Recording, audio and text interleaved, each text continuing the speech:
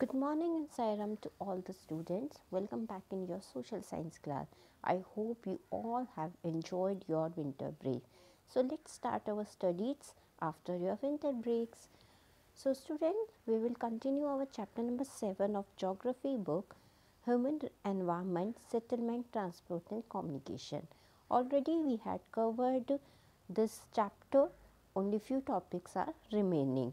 So in this previous session we had covered about settlement and little bit about transport. So today also we are going to start with the kinds of transport. As you know that we have four kinds of transport: roadways, railways, waterways, airways. I am repeating: roadways, railways, waterways and airways. So roadways we had already covered. Today we are going to cover railways, waterways and airways.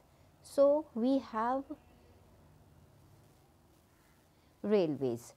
The railways carry heavy goods and people over long distances quickly and cheaply. Everybody knows about the railways.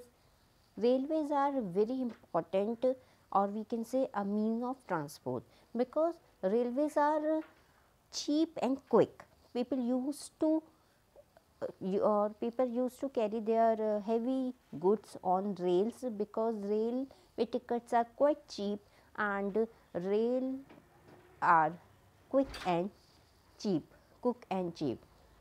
The invention of the steam engine and the industrial revolution had in speedy development of rail transport.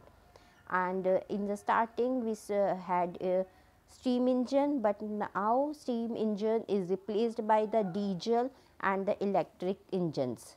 So yes, steam engine is replaced by diesel and electric engine. Everybody used rails because it's quick and cheap. At a very minimum fare, people can cover the long distances. In places, superfast trains have been introduced to make the journey faster. The railway in the network is well developed over the plains area. Yes, for the plains area, we have very good network of railways, but it was not as successful as in plain in hilly area. Advanced technological skill have enabled line of railway lines in the difficult mountain terrains also, but now government has started many projects in which they are trying to make a, or they are trying to do a railway network on the hilly area also, but these are much fewer in number. Indian railway network is well developed. It is the largest in Asia. Now our third means of transport, that is waterways. Waterways are the cheapest for the carrying heavy and bulky goods over the long distances.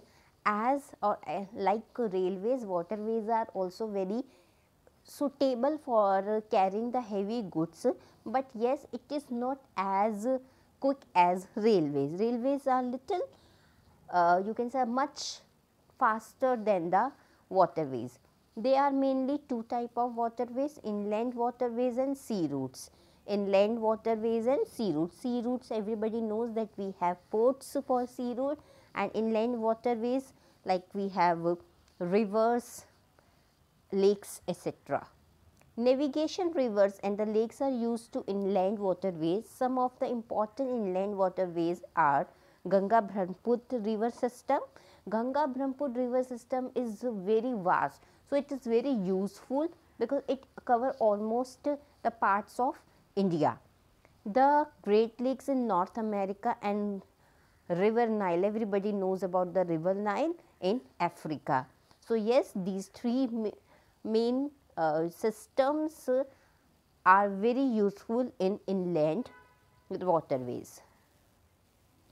Now come to the sea routes. Sea routes, oceanic routes, are mostly used for transporting merchandise and goods from one country to another, because ocean connect to one continent to another continent, or you can say one country to another country. So sea routes are very good in connecting the country from another country, or we can say from one continent to other continent. We have Pacific Ocean, Indian Ocean, Antarctic Ocean. So, yes, we have a very good network of sea route. These routes are connected with the ports. Some of the important ports of the world are Singapore and Mumbai in Asia, New York, Los Angeles in North America, Rio de Janeiro in South America, Durban and Cape Town in Africa, Sydney in Australia, London, Rotterdam in Europe. So, these are some very famous ports of the continent. So, we have Singapore and Mumbai in Asia continent, we have New York or Los Angeles in North America, Rio de Janeiro in South America, Durban and Cape Town in Africa, Sydney in Australia, London and Rotterdam in Europe. So, these are some important ports name. Now, airways. This is the fastest means of transport developed in early 20th century. Yes, this is the fastest means of transport, but not the cheapest, because we have a good fare tickets. So, it is the fastest mean, but not affordable for everyone. Remember, airways are the fastest mean, but not the cheapest and not affordable for everyone. It is also the most expensive due to high cost of fuel.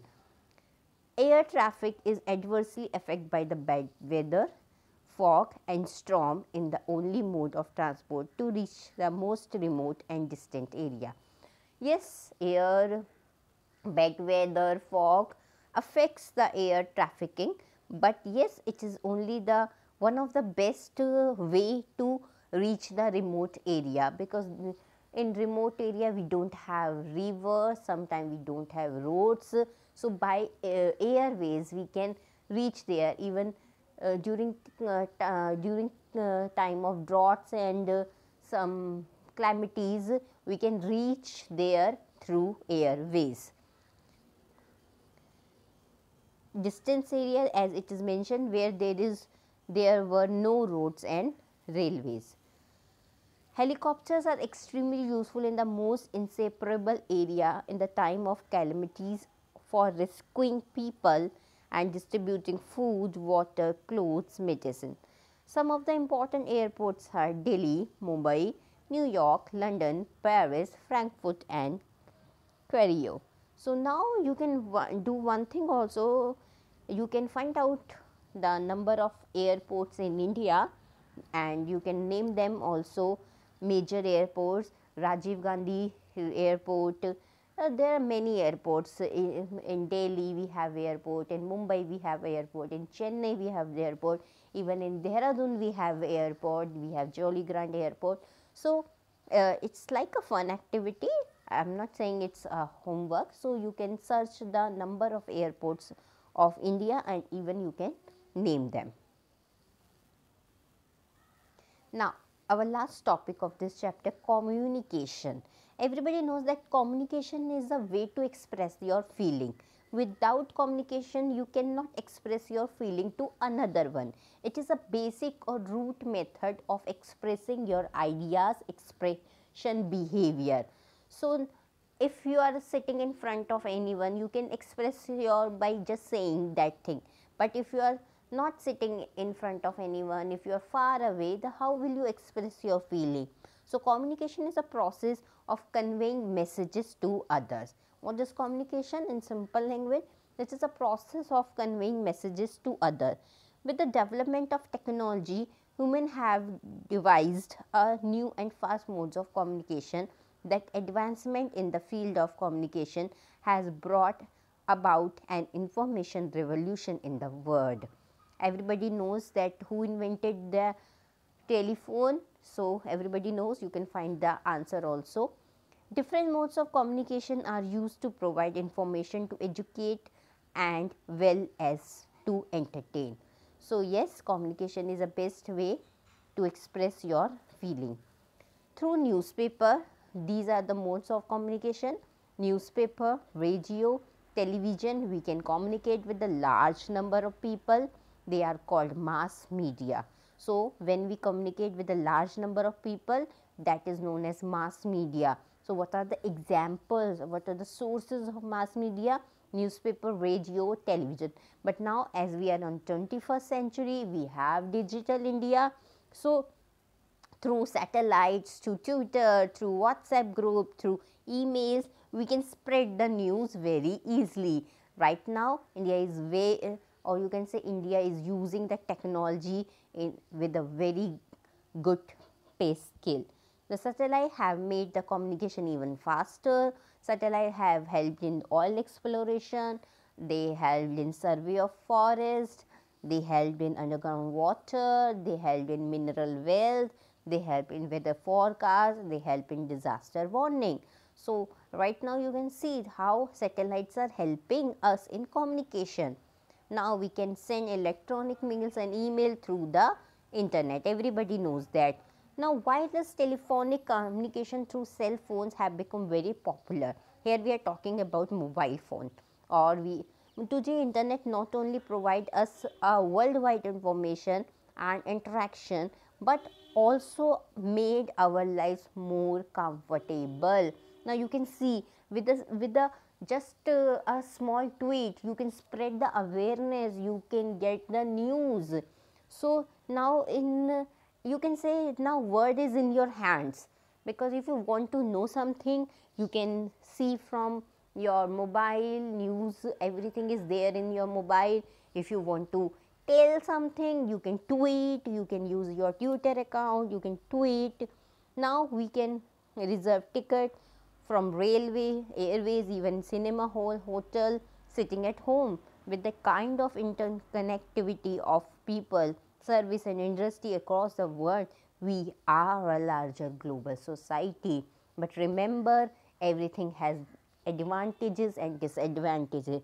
So using a technology in a right way is very important, because if I suggest you that every new invention has its own advantages and disadvantages also. So always use every new, we can say every new invention in a good way. Similarly, you have to use your internet in a good way. It's just a suggestion, it is not written in your book, but always remember everything has good and bad side. So always use any invention in a good way. So here we have finished our chapter number, we can say our chapter settlement, transport and communication.